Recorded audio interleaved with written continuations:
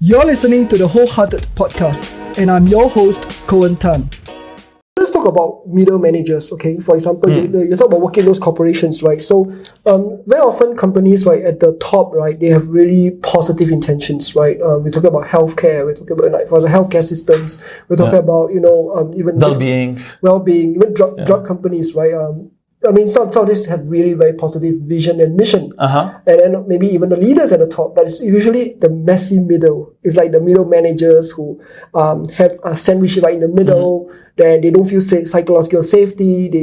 They are leading from a place of fear rather than a place of flow. They are leading from a place of scarcity rather than a space of abundance. And that's what they actually suck the life out of the room, right? It's like, we talk about company culture, we talk about organization culture, but very often we don't talk about the micro culture within the team.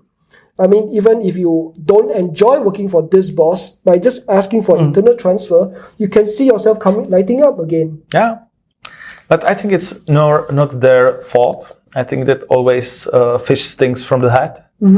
And I truly believe that if you have a toxic middle management, it's always because you have toxic top management. Okay. So I truly believe that if you are experiencing in your life that you feel that you have toxic bosses, it's difficult to change things from the bottom top, because it's maybe one of those scenarios that sometimes you need to have a courage to give the boss the feedback, and if it doesn't work, to leave.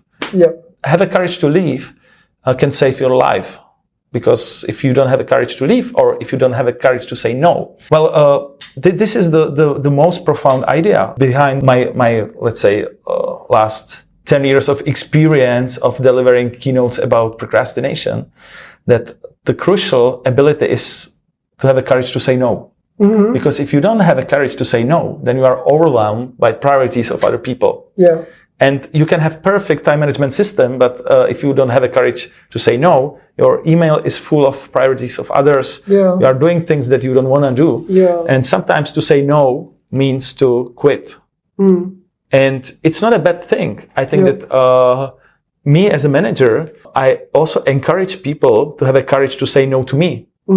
Because that's the thing. And that's a sign of psychological safety. If a member of your team tells you that you are an asshole, you have a great team because he's safe to tell that. Absolutely. So it's not a problem that my colleagues are telling me no, because of course I have my vision, I know what to do, but sometimes they are smarter than me, and I want them to have a courage to say, Peter, now you are wrong. And I can admit that. And sometimes I'm like, no, I feel that I'm right, and then we argue, we discuss, and at the end, I can make the decision. I can tell, this is my company, I want it that way. Sometimes it happens, like once in a year. But most of the time, I'm telling them, okay, do it. If you fail, it's on you, but try it. It's basically your position. You are a marketing guy, so your opinion is valuable to me. That's brilliant.